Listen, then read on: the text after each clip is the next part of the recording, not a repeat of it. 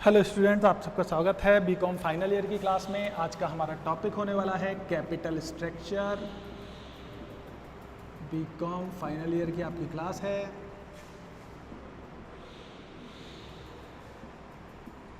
Topic होने वाला है हमारा कैपिटल स्ट्रक्चर।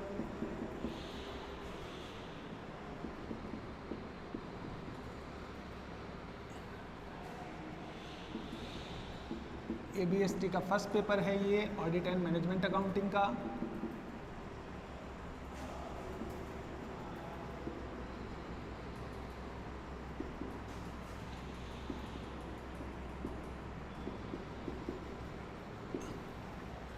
तो ऑडिट एंड मैनेजमेंट अकाउंटिंग से ये पेपर है। टॉपिक आपका कैपिटल स्ट्रक्चर होने वाला है। बीकॉम फाइनल ईयर की आपकी क्लास है। कैपिटल स्ट्रक्चर से रिलेटेड अब तक आपको वीडियो मिल चुके होंगे। जैसा कि आप जानते हैं, कैपिटल स्ट्रक्चर में हम ये देखते हैं कि हमें इक्विटी शेयर और डिबेंचर और प्रेफरेंस शेयर, दो तीनों में से जो अल्टरनेटिव है उनमें से हमें जो इन्वेस्टमेंट की रिक्वायरमेंट होगी, हमें ज़्यादा बेटर ऑप्शन हमारे लिए कौन सा होगा, इक्विटी शेयर कैपिटल होगा, प्रेफरेंस शेयर होगा या डिबेंचर होगा। तो इसी क्वेश्चन से रिलेटेड हमारे पास जो आज का टॉपिक है, आज का क्वेश्चन है, उसकी डिटेल मैं आपको बता देता हूँ।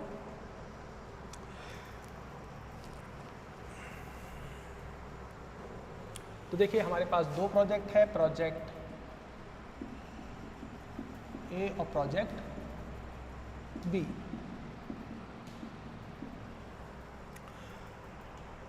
प्रोजेक्ट ए के लिए हमें एडिशनल इन्वेस्टमेंट जो चाहिए, इन्वेस्टमेंट जो आपको रिक्वायर है वो है 4 lakh.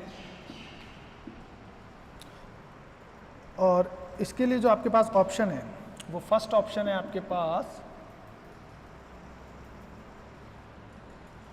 10% debenture of ₹2 lakh and balance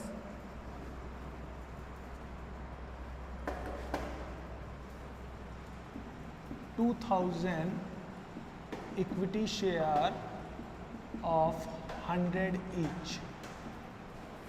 तो आपके पास फर्स्ट ऑप्शन ये है। और जो सेकंड ऑप्शन है वो मैं आपको बता दूं। सेकंड ऑप्शन है 4,000 equity share of ₹100 each. Assume tax rate 30% per annum. तो देखिए, 4 लाख आपको इन्वेस्टमेंट की रिक्वायरमेंट होगी और 10% आप डिबेंचर इशू करके 2 लाख रुपीज़ का अरेंजमेंट कर सकते हैं। और बाकी जो बैलेंस 2 लाख है उसके लिए आप 2,000 equity share of 100 each issue कर सकते हैं।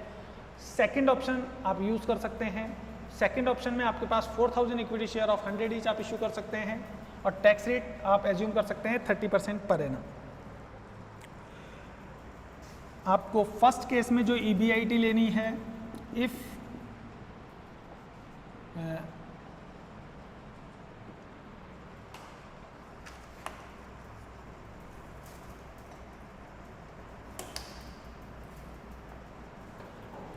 $60,000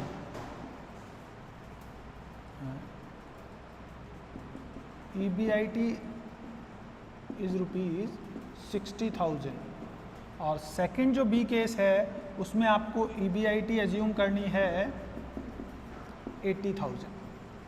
तो फर्स्ट केस में आप EBIT 60,000 एज्यूम कर सकते हैं। सेकंड जो केस होगा वो आप 80,000 EBIT एज्यूम कर सकते हैं। थर्ड जो पॉइंट है उसमें आपको पॉइंट ऑफ इंडिफरेंस कैलकुलेट करना है। Calculate point of indifference.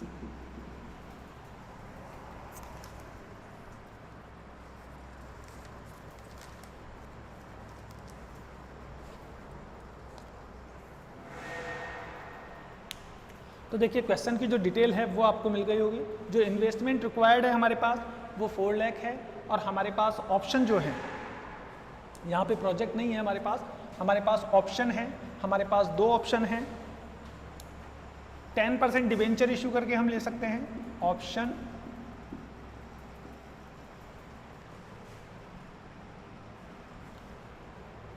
हमारे पास फर्स्ट ऑप्शन है 10% डिबेंचर इशू करके हम 2 लाख का अरेंजमेंट कर सकते हैं और बाकी 2 लाख का अरेंजमेंट हम 2000 इक्विटी शेयर 100 ईच के इशू करके अरेंजमेंट कर सकते हैं।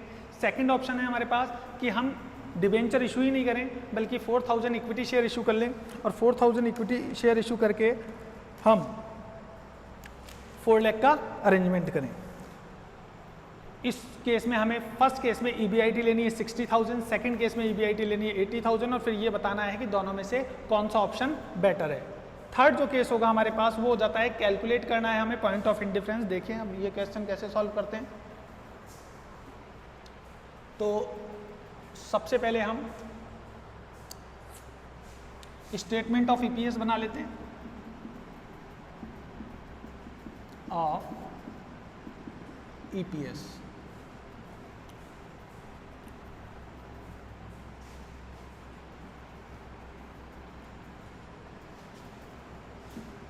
if EBIT is rupees 60,000, यानी कि हमें अल्टरनेटिव जो ऑप्शन है फर्स्ट ऑप्शन और सेकंड ऑप्शन दोनों ही ऑप्शन में हमारे पास अगर EBIT 60,000 हो, ये वाला केस हम सॉल्व कर रहे हैं। अगर हमारे पास EBIT 60,000 हो ऑप्शन फर्स्ट और ऑप्शन सेकंड में, तो हमारा आंसर क्या होना चाहिए? ये ऑप्शन फर्स्ट हो जाता है, ये ऑप्शन सेकंड हो जाता है। ऑप्शन फर्स्ट का मतलब है कि हम डिबेंचर इशू कर रहे हैं और 2000 इक्विटी शेयर है। ऑप्शन सेकंड में हम 4000 इक्विटी शेयर यूज कर रहे हैं। तो यहाँ पे हमारे पास इक्विटी शेयर 2000 है और इस केस में हमारे पास इक्विटी शेयर है 4000। क्लियर? डिबेंचर है नहीं है, यहाँ पे नो डिबेंचर है यानी कि है ही नहीं है डिबेंचर, और इस केस में हमारे पास 10% डिबेंचर है 2 लाख की। तो देखिए सबसे पहले हम लेते हैं EBIT यानी कि earning before interest and tax, जो हो जाता है हमारे पास 60,000। लेस करेंगे इसमें से इंटरेस्ट ऑन डिबेंचर, तो इंटरेस्ट ऑन डिबेंचर हमारे पास इस केस में 2 लाख रुपीस के डिबेंचर थे, 2 लाख का 10% इंटरेस्ट हो जाता है 20,000। लेकिन सेकंड ऑप्शन में देखें तो हमारे पास डिबेंचर है ही नहीं है, तो इस केस में हमें इंटरेस्ट पे नहीं करना पड़ेगा। तो यहाँ पे हमारे पास अर्निंग बिफोर टैक्स जो आएगा वो 40,000 होगा और सेकंड अल्टरनेटिव में हमारे पास 60,000 पूरा होगा, क्योंकि सेकंड ऑप्शन में हमें इंटरेस्ट ऑन डिबेंचर पे ही नहीं करना क्योंकि डिबेंचर हमने इश्यू ही नहीं किए। तो हमें यहाँ पे ये जो आएगा हम इसे EBT या PBT कहेंगे। EBT का मतलब अर्निंग बिफोर टैक्स हो जाता है और PBT का मतलब हो जाता है प्रॉफिट बिफोर टैक्स, यानी कि अभी तक टैक्स पे नहीं किया है, अब आप टैक्स लेस करेंगे। तो आप टैक्स पे करेंगे 30%। 30% टैक्स का मतलब हो जाता है कि 40,000 का 30% यानी कि 12,000 टैक्स पे करेंगे, और इस केस में हो जाता है 60,000 का 30% यानी कि 18,000। तो आप टैक्स लेस कर दीजिए, 40 में से 12 गया तो 28,000 आपके पास बैलेंस बच जाएगा। इस केस में 42,000 आपके पास बैलेंस बचेगा। बचा हुआ बैलेंस PAT के नाम से या EAT के नाम से शो करेंगे, यानी कि अर्निंग आफ्टर टैक्स या प्रॉफिट आफ्टर टैक्स। अब लेस करते हैं हम प्रेफरेंस शेयर डिविडेंड। हमारे केस में प्रेफरेंस शेयर डिविडेंड है ही नहीं है, तो नहीं है, लेकिन आप हेडिंग जरूर दे दीजिए, परफॉर्मा बिल्कुल सही रखिए, जिससे कि आपको आगे वाले ऑप्शंस में ध्यान रहे कि अगर प्रेफरेंस शेयर डिविडेंड नहीं है तो कोई बात नहीं, लेकिन आपको लेना तो है अगर दिया हो तो 28 में से कुछ नहीं गया तो फिर आपके पास 28 ही बच जाएगा, क्योंकि इस केस में हमारे पास दोनों ही केस में प्रेफरेंस शेयर डिविडेंड है ही नहीं है, प्रेफरेंस शेयर ही नहीं है। तो ये जो बचा हुआ अमाउंट है इसे हम कहेंगे profit available for equity, profit for equity भी कह सकते हैं आप। जब प्रॉफिट फॉर इक्विटी आ गया तो अब आपको EPS कैलकुलेट करनी होगी, और EPS कैलकुलेट करने का जो फॉर्मूला होता है वो मैं आपको बता दूं कि EPS कैलकुलेट करने के लिए हम फॉर्मूला यूज करते हैं profit for equity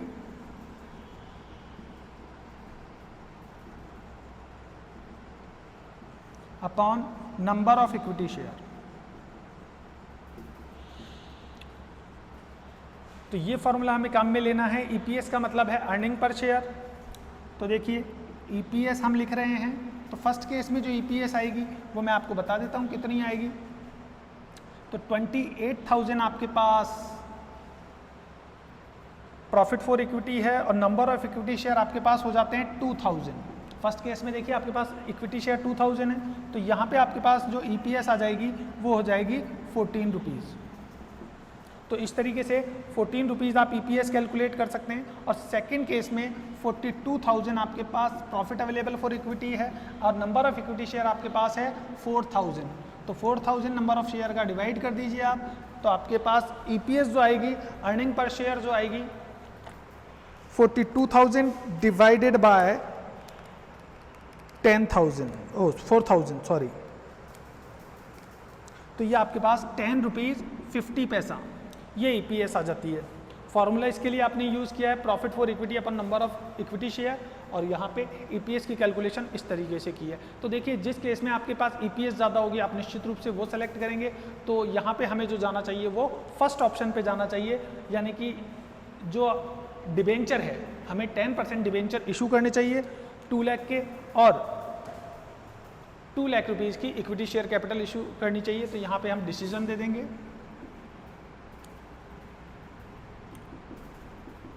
decision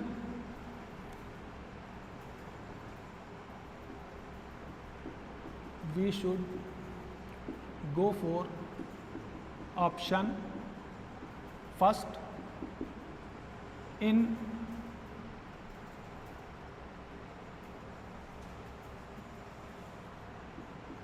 a condition.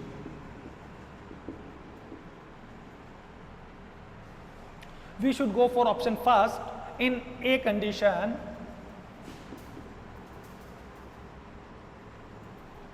if a condition we should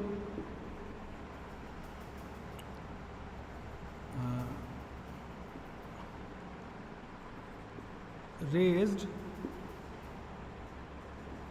10% debenture of rupees 2 lakh and 2,000 equity share of rupees 100 each।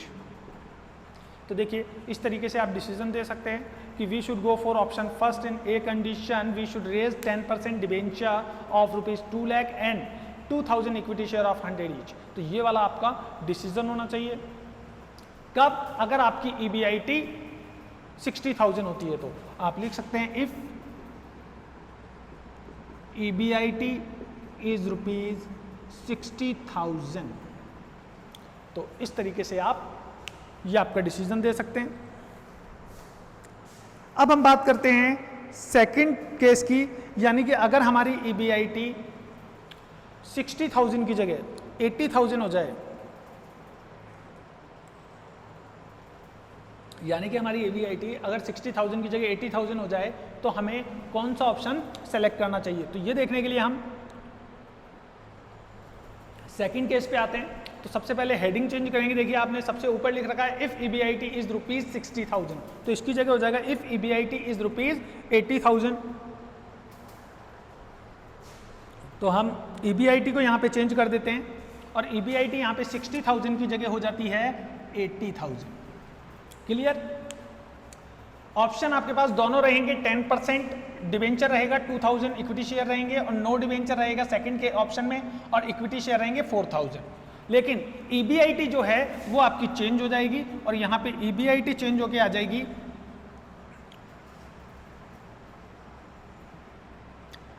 80,000। 60,000 की जगह जो 60,000 EBIT थी, अब हम चेंज कर रहे हैं केस। यहाँ पे हमने सेकंड ऑप्शन ले लिया है बी वाला। देखिए ये जो बी वाला है EBIT इज रुपीज 80,000, ये वाला केस ले लिया है हमने, और EBIT को हमने 60,000 की जगह कर दिया है 80,000, दोनों ही केस में। तो देखते हैं इससे हमारे डिसीजन पे क्या डिफरेंस आता है।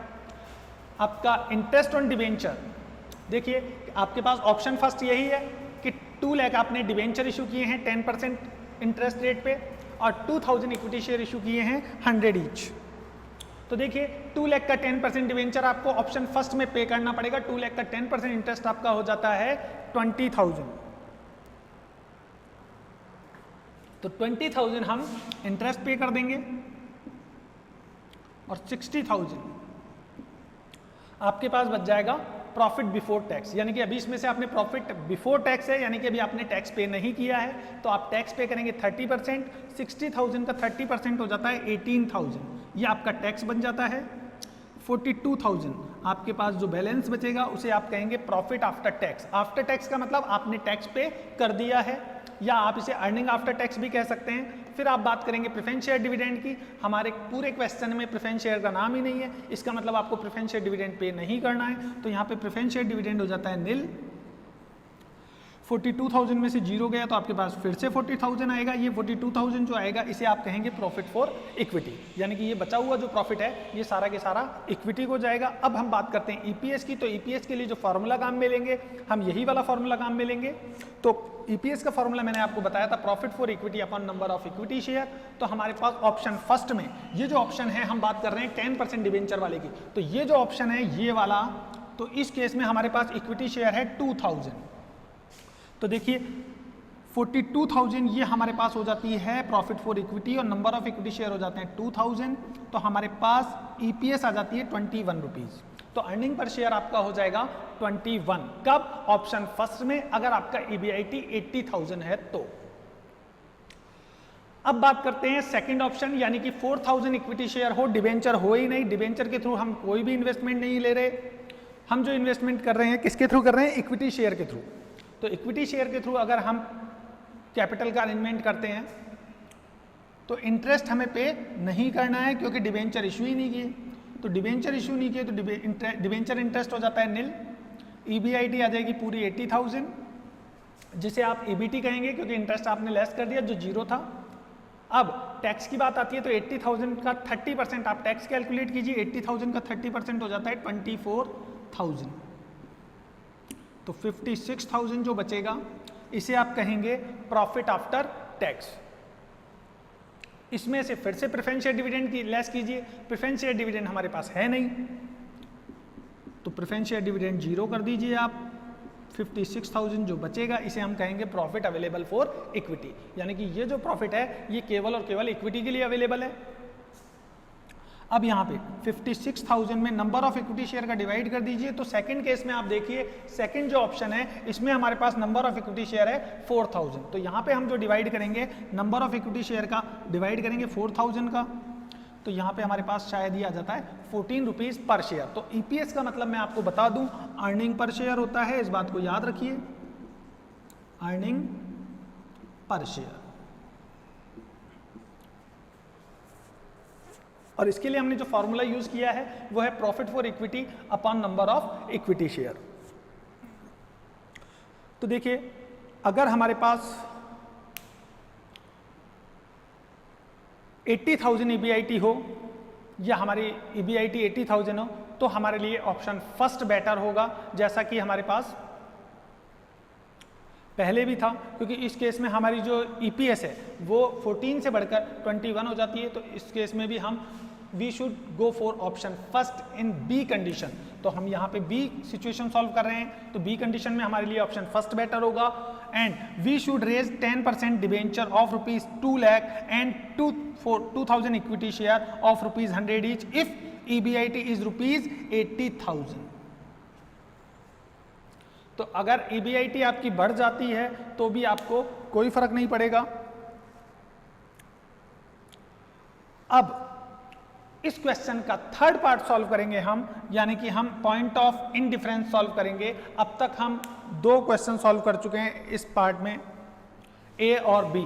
तो आप देख सकते हैं कि हम लोगों ने अगर ईबीआईटी 60,000 हो और ईबीआईटी 80,000 हो, दोनों केस को सॉल्व कर चुके हैं और दोनों केस में हमारा जो आंसर आया है वो है हमें ऑप्शन फर्स्ट को सेलेक्ट करना चाहिए, जिससे कि 2,000 डिबेंचर इशू कर सकें और 10% इंटरेस्ट पे करेंगे और 2,000 इक्विटी शेयर इसमें इशू करेंगे 100 ईच। अब हम बात करते हैं थर्ड केस की, जिसमें हमें पॉइंट ऑफ इंडिफरेंस को कैलकुलेट करना है। पॉइंट ऑफ इंडिफरेंस कैलकुलेट करने के लिए स्पेस चाहिए और इसके लिए हम ये यहाँ से इरेज कर देंगे। आप अगर लेना चाहें तो स्क्रीनशॉट ले सकते हैं, जिससे कि आप इसको बाद में आराम से अपने नोट कर सकें।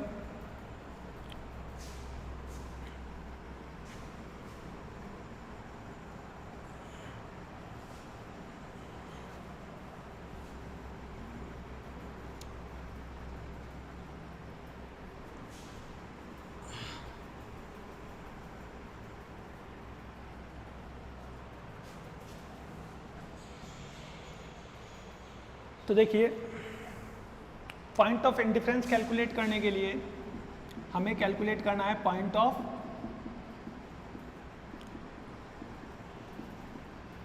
इंडिफरेंस।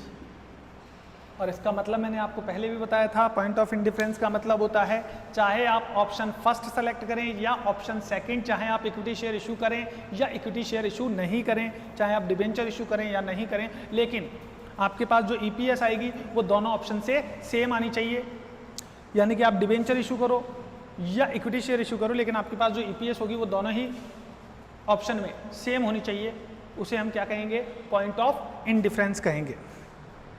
तो पॉइंट ऑफ इंडिफरेंस हम कैसे कैलकुलेट करते हैं मैं आपको फिर से बता देता हूं। इससे रिलेटेड आपको एक वीडियो मिल चुका होगा, और अगर आपको वो क्लियर नहीं हो पाया तो हम यहाँ पे फिर से मैंने एक क्वेश्चन लिया है ये चीज़ क्लियर करने के लिए आपको। तो देखिए हमारा जो अभी स्टेटमेंट हम बनाते हैं वो कुछ इस तरीके से होता है। सबसे पहले हम EBIT लेते हैं। मैं आपको स्टेटमेंट ऑफ EPS बता रहा हूँ, स्टेटमेंट ऑफ EPS यानी कि अर्निंग पर शेयर। यहाँ पे हम सबसे पहले EBIT लेते हैं, earning before interest and tax. इसमें से लेस करते हैं हम interest on debenture,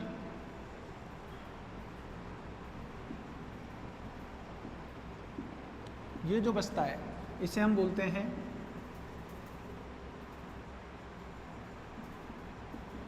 earning before tax.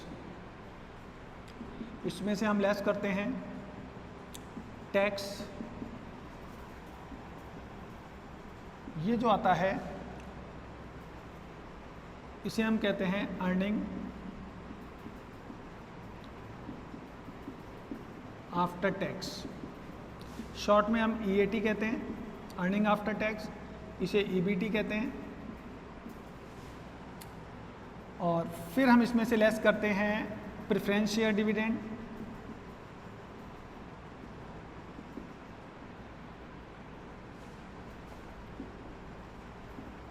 तो ये जो आता है इसे हम कहते हैं प्रॉफिट फॉर इक्विटी या अर्निंग फॉर इक्विटी।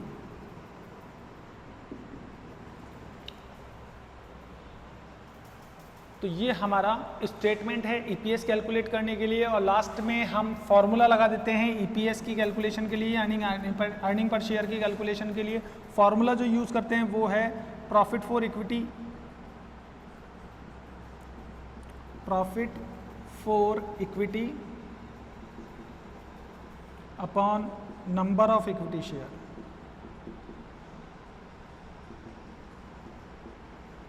ये फॉर्मूला हम यूज करते हैं। अब अगर देखा जाए तो देखिए हमारे पास प्रॉफिट फॉर इक्विटी कितना है। अब इसी चीज को अगर हम फॉर्मूले के रूप में लिख दें तो देखिए क्या होता है। सबसे पहले EBIT है, तो पॉइंट ऑफ इंडिफरेंस के लिए हम इसको एक फॉर्मूले में कन्वर्ट कर देते हैं। EBIT माइनस, अब EBIT में से इंटरेस्ट माइनस करेंगे तो ये हमने EBIT में से इंटरेस्ट माइनस कर दिया, तो ये जो बच गया हमारे पास ये बच गया EBT में से लेस कर दीजिए टैक्स, तो यहाँ पे 1 माइनस टैक्स लिख देते हैं और फिर माइनस कर देते हैं प्रेफरेंस शेयर डिविडेंड। तो ये आपके पास आ जाता है प्रॉफिट फॉर इक्विटी। तो देखिए EBIT में से मैंने इंटरेस्ट माइनस किया, मेरे पास आ गया EBT, इसमें से टैक्स लेस किया तो मेरे पास आ गया EAT, और EAT में से लेस कर दिया प्रेफरेंस शेयर डिविडेंड तो मेरे पास आ गया प्रॉफिट फॉर इक्विटी। तो यहाँ तक मैं प्रॉफिट और इक्विटी ले आया, ये चीज़ मेरे पास आ गई। अब नंबर ऑफ इक्विटी शेयर का डिवाइड कर देता हूँ मैं, तो नंबर ऑफ इक्विटी शेयर का डिवाइड कर दीजिए आप, तो ये जो आ जाएगी ये EPS आ गई। अब इससे जो EPS आ रही है यानी कि ये ऑप्शन फर्स्ट है मेरे पास, इससे जो EPS आए वो इक्वल हो किसके? इक्वल हो सेकंड ऑप्शन के। तो सेकंड ऑप्शन हमारा क्या है वो देख लेते हैं। तो ऑप्शन 2, तो ऑप्शन 2 का जो फॉर्मूला बन जाएगा वो भी सेम बन जाएगा। तो ऑप्शन 2 में फिर हम ये कर देंगे EBIT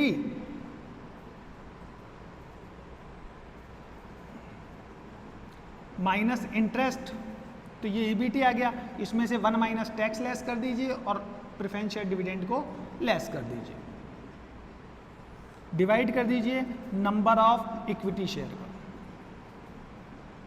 तो देखिए नंबर ऑफ इक्विटी शेयर का जब आप डिवाइड करेंगे तो फर्स्ट ऑप्शन में फर्स्ट ऑप्शन के इक्विटी शेयर लेंगे और सेकंड ऑप्शन में सेकंड शेयर के, सेकंड ऑप्शन के इक्विटी शेयर लेंगे। तो इससे जो ईपीएस आएगी वो दोनों से सेम आ जाएगी और ये जो पॉइंट आएगा ये आपका इंडिफरेंस पॉइंट कहलाएगा। तो इन दोनों का जो आंसर होगा उसे ही हम पॉइंट ऑफ इंडिफरेंस कहते हैं।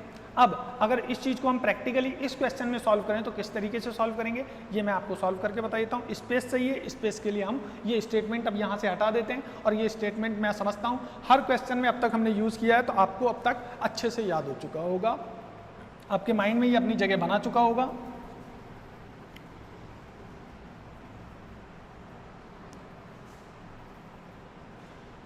तो देखिए मैंने फॉर्मूला नहीं यहाँ से हटाया है, ये जो फॉर्मूला है वो स्टेटमेंट अभी इस फॉर्मूले के रूप में मैंने कन्वर्ट कर दिया है, वही स्टेटमेंट अब ये फॉर्मूले में कन्वर्ट हो चुका है। तो देखिए फर्स्ट ऑप्शन हमारे पास था ये वाला, 10% डिवेंचर इशू करें। तो देखिए यहाँ पे EBIT हमें पता नहीं है क्योंकि पॉइंट ऑफ इंडिफरेंस निकालना है, मतलब हमें EBIT ही कैलकुलेट करनी है, मतलब हमें EBIT ही कैलकुलेट करनी पड़ती है। तो यहाँ पे हम EBIT को मान लेते हैं x, तो हमने EBIT को एज्यूम कर लिया, EBIT is equal to x, EBIT is equal to x, ये हमने एज्यूम कर लिया है। x माइनस इंटरेस्ट ये हो गया, डायरेक्ट लिखूं क्या इसको, तो x माइनस इंटरेस्ट, अब इंटरेस्ट कितना है तो देखिए 2 लाख का 10% इंटरेस्ट हो जाएगा, 2 लाख का 10% इंटरेस्ट हो गया 20,000 माइनस 1 माइनस टैक्स। अब टैक्स आपके पास कितना परसेंट था तो देखिए टैक्स है हमारे पास 30%, तो 0.30, क्योंकि आप टैक्स को यही कहते हैं 30% को 30/100, जब इसको सॉल्व करेंगे तो ये 0.30 आ जाता है। तो यहाँ पे आपकी टैक्स हो जाता है 1 माइनस 0.30, ये 1 माइनस टैक्स है। अब माइनस प्रेफरेंस शेयर डिविडेंड, तो ये देखिए माइनस प्रेफरेंस शेयर डिविडेंड हमारे केस में है ही नहीं है, तो आपके पास 0 हो जाता है preference share dividend upon number of equity share. तो नंबर ऑफ इक्विटी शेयर हमारे पास ऑप्शन फर्स्ट में इक्विटी शेयर है 2000, तो हम डिवाइड कर देंगे 2000 का, इज इक्वल टू, अब यहाँ पे हम ले लेते हैं ऑप्शन सेकंड, ऑप्शन सेकंड मतलब ये वाला, और ये जो ऑप्शन था ये ऑप्शन फर्स्ट है, ऑप्शन फर्स्ट। ऑप्शन सेकंड में भी EBIT x ही है माइनस इंटरेस्ट। अब इसमें इंटरेस्ट तो पे ही नहीं करना क्योंकि यहाँ पे हमने 4000 इक्विटी शेयर इशू किए हैं 100 ईच, तो 4 लाख का अरेंजमेंट पूरा हो गया है। तो यहाँ पे इंटरेस्ट हो जाता है आपका 0, तो x माइनस इंटरेस्ट 0 हो गया, 1 माइनस टैक्स रेट सेम थी 30%, और प्रेफरेंस शेयर डिविडेंड आपके पास 0 है, अपॉन कर दीजिए नंबर ऑफ इक्विटी शेयर। तो इस केस में हमारे पास इक्विटी शेयर है 4000। जब आप इनको सॉल्व करेंगे तो x में से 20,000 गया आपके पास, तो ये आपके पास x माइनस 20,000 और 1 माइनस 0.30 करेंगे तो ये हो जाता है 0.70। अब आप इसको दोनों से मल्टीप्लाई कर दीजिए और डिवाइड कर दीजिए 2000 शेयर का। यहाँ पे जब आप इसको सॉल्व करेंगे तो इंटरेस्ट तो है ही नहीं है, तो x माइनस 0 करेंगे तो 1x बचेगा, तो 1x इसको आप इंटू कर दीजिए 0.70 से, क्योंकि 1 में से 30 जाएगा तो 70 फिर आपके पास आ जाता है, और ये 4000 इक्विटी शेयर। जब आप इसको सॉल्व करेंगे तो यहाँ पे आ जाएगा 0.70x, 0.70x भी कह सकते हैं आप, डिवाइडेड बाई 4000 शेयर, और यहाँ पे ये आपके पास सिचुएशन आ जाती है 0.70x माइनस 20 को आप 70 से इंटू करेंगे तो ये शायद 14,000 हो जाता है, 20,000 मल्टीप्लाई बाय 0.7, तो ये आपके पास 14,000 ही हो जाता है, divided by number of equity share 2000। यहाँ तक पहुँचने के आप बाद इसको क्रॉस मल्टीप्लाई कर दीजिए, तो इसको जब क्रॉस मल्टीप्लाई करेंगे तो इसका मतलब ये पूरी एक डिजिट है, पहले 7.70 को मल्टीप्लाई करेंगे 4000 से, और फिर 14,000 को भी मल्टीप्लाई करेंगे 4000 से, और 2000 को मल्टीप्लाई करेंगे, क्रॉस मल्टीप्लाई करेंगे जब, तो 2000 को मल्टीप्लाई करेंगे 0.70 से। तो देखिए आगे जब इस क्वेश्चन को सॉल्व करेंगे हम तो इस तरीके से हो जाता है, ये 2000 को 0.70 से मल्टीप्लाई किया आपने, तो 2000 इंटू 0.70 ये हो जाता है आपके पास 1400x, और यहाँ पे जब आएंगे तो आप 4000 को मल्टीप्लाई करेंगे 0.70 से, ये हो जाता है 2800x माइनस 14,000 को मल्टीप्लाई कर दीजिए 4000 से, तो ये आ जाता है आपके पास 56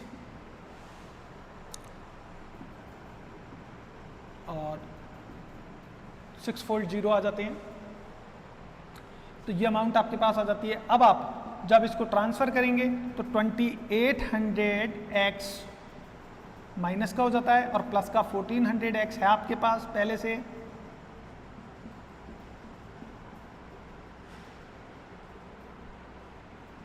इज इक्वल टू 56 या 5 करोड़ 60 लाख हो जाता है ये।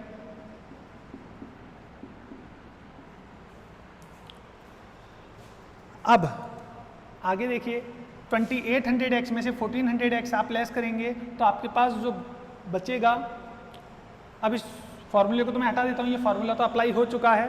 तो ये फार्मूला आप चाहें नोट करना तो स्क्रीनशॉट लेके आप ऐड कर सकते, बाद में नोट कर सकते हैं अपनी सुविधा अनुसार।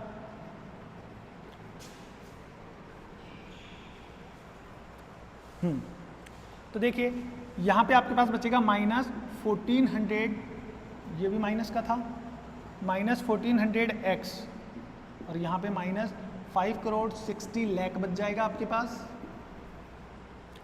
x इज इक्वल टू आपके पास हो जाता है 5 करोड़ 60 लाख डिवाइडेड बाय 1400, 1020 ये आपने कैंसिल कर दिया, माइनस से माइनस कैंसिल कर दिया, और 5 करोड़ 60 लाख डिवाइडेड बाय 1400 जब आप करेंगे तो आपके पास x इज इक्वल टू आ जाता है 40,000। x का मतलब यहाँ पे हमने EBIT एज्यूम किया था, तो इसका मतलब अगर आपकी EBIT 40,000 हो तो उससे जो EPS होगी, अर्निंग पर शेयर होगी, वो दोनों ही ऑप्शन से सेम होगी। दोनों ही ऑप्शन से, चाहे आप ऑप्शन फर्स्ट को सेलेक्ट कीजिए या आप ऑप्शन सेकंड को सेलेक्ट कीजिए, दोनों ही केस में आपको जो अर्निंग पर शेयर मिलेगी वो आपको सेम मिलेगी। कब? अगर आपकी EBIT 40,000 हो। यहाँ पे आपने देख लिया कि पॉइंट ऑफ इंडिफरेंस आपका क्या है, ₹40,000 EBIT आपका पॉइंट ऑफ इंडिफरेंस है। अब अगर इस चीज़ को हम चेक करना चाहें कि वास्तव में हम सही कह रहे हैं या नहीं, तो ये आपका पॉइंट ऑफ इंडिफरेंस है। मैं आपको बता देता हूं कि पॉइंट ऑफ इंडिफरेंस ये आपने कैलकुलेट कर लिया है, ये आपका 40,000 है। इसका मतलब अगर इन दोनों से EBIT आप अर्निंग पर शेयर जो होगी वो सेम होगी। अब आप इस चीज़ को चेक कर सकते हैं। चेक कैसे कर सकते हैं? यहाँ पे हम फिर से स्टेटमेंट बना लेते हैं ऑप्शन फर्स्ट और सेकंड को लेके, और हम देख लेते हैं कि दोनों से जो EPS आ रही है वो क्या सेम आ रही है। तो यहाँ पे हम EBIT अब जो एज्यूम करेंगे वो 40,000 करेंगे, और इसको हम यहाँ पे लिख देते हैं point of indifference, point of indifference is rupees is 40,000 difference. अगर आपकी EBIT 40,000 हो, ये जो EBIT है 40,000 हो, तो ये आपका पॉइंट ऑफ इंडिफरेंस होगा। ये हमने लिख दिया है। इसका मतलब ये है कि यहाँ पे जो EPS आएगी, आपकी अर्निंग पर शेयर आएगी, वो ऑप्शन फर्स्ट और ऑप्शन सेकंड दोनों से ही इक्वल आएगी। अब इस चीज को हम देख लेते हैं क्या वास्तव में ऐसा होता है।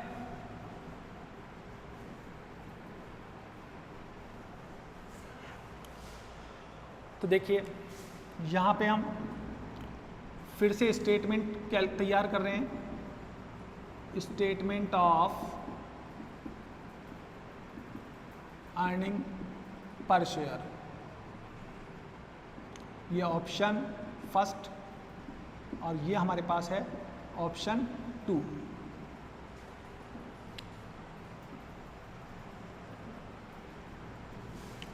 ये पर्टिकुलर EBIT हम ले लेते हैं, दोनों ही केस में हम EBIT लेते हैं 40,000, यानी कि हमारे पास जो EBIT है वो 40,000 है दोनों ही केस में। तो हमारी जो EPS है वो भी सेम होनी चाहिए, चाहे ऑप्शन फर्स्ट हो चाहे ऑप्शन सेकंड हो। ऑप्शन फर्स्ट हमारे पास ये है 10% डिवेंचर इशू कर रहे हैं 2 लाख के, यानी कि 2 लाख का 10% इंटरेस्ट पे करेंगे, इंटरेस्ट ऑन डिवेंचर के नाम से ऑप्शन फर्स्ट में। तो देखिए 2 लाख का 10% इंटरेस्ट हो जाता है 20,000, ऑप्शन फर्स्ट में पे करना है। तो आपके पास जो बचेगा 20,000, इसे हम कहेंगे EBT यानी अर्निंग बिफोर टैक्स। इसमें से लेस करेंगे टैक्स, 30% है हमारे पास, तो 20,000 का 30% जब कैलकुलेट करेंगे तो हमारे पास वैल्यू आ जाती है 6,000। 20,000 में से 6,000 लेस करेंगे तो हमारे पास 14,000 बैलेंस अमाउंट आएगा, जिसे हम कहेंगे अर्निंग आफ्टर टैक्स।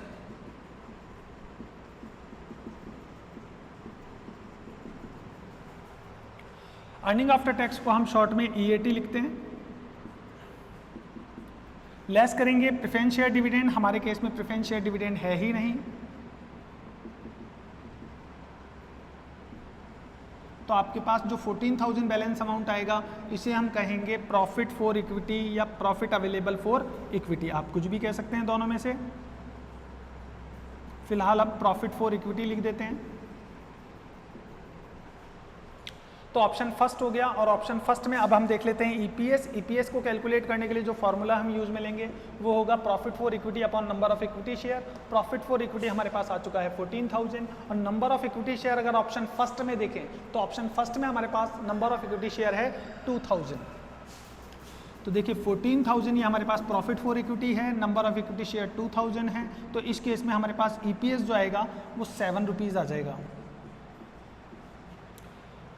तो एक शेयर पे हम जो अर्निंग कर रहे हैं वो 7 रुपीज़ कर रहे हैं। कब अगर हम ऑप्शन फर्स्ट को यूज़ करते हैं तो ये हमारा पॉइंट ऑफ इंडिफरेंस है या नहीं, इस चीज़ को हम चेक कर रहे हैं। हमने EBIT 40,000 कैलकुलेट की थी पॉइंट ऑफ इंडिफरेंस के लिए, मतलब दोनों ही ऑप्शन, चाहे फर्स्ट ऑप्शन को सिलेक्ट किया जाए या सेकंड ऑप्शन को सिलेक्ट किया जाए, दोनों ही केस में जो अर्निंग पर शेयर होनी चाहिए वो 7 रुपीज़ होनी चाहिए। अब देखते हैं कि सेकंड ऑप्शन में क्या अर्निंग पर शेयर 7 रुपीज़ आती है। अगर 7 rupees earning per share second option में आ जाती है, इसका मतलब आपका जो कैलकुलेट किया था 40,000 आपने पॉइंट ऑफ डिफरेंस वो बिल्कुल करेक्ट है। तो देखिए EBIT 40,000 थी।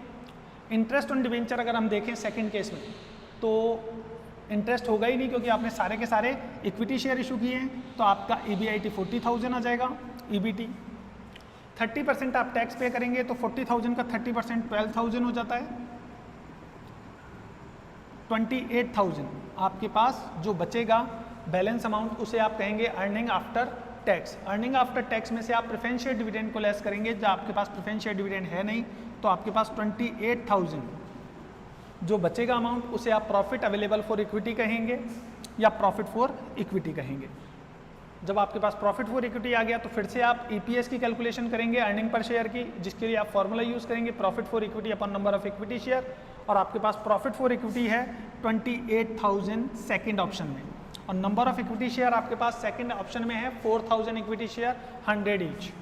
तो 4,000 इक्विटी शेयर का आप डिवाइड कर दीजिए, तो यहाँ पे आपके पास EPS आ जाती है 28,000 डिवाइडेड बाई 4,000 7 रुपीज़। तो आप देख सकते हैं कि दोनों ही केस में हमारे पास जो EPS अर्निंग पर शेयर होती है वो 7 रुपीज़ पर शेयर होती है। तो इस तरीके से आप पॉइंट ऑफ इंडिफरेंस को सॉल्व कर सकते हैं, और उम्मीद करता हूं कि आपको अर्निंग पर शेयर बिल्कुल क्लियर हो गया होगा। और इसी के साथ हमारा कैपिटल स्ट्रक्चर से रिलेटेड जितने भी इंपॉर्टेंट टॉपिक थे सारे कंप्लीट हो जाते हैं। जब भी हम मिलेंगे नए चैप्टर के साथ मिलेंगे, और अगर इस चैप्टर में आपको कोई डिफ़िकल्टीज आ रही हो, प्रॉब्लम्स आ रही हो, तो उनको आप कमेंट करके हमें बता सकते हैं। हम जल्दी उन प्रॉब्लम को सॉल्व करके नया वीडियो बना के आप तक भेज देंगे। फिर मिलते हैं एक नए चैप्टर के साथ। Thank you guys, see you again.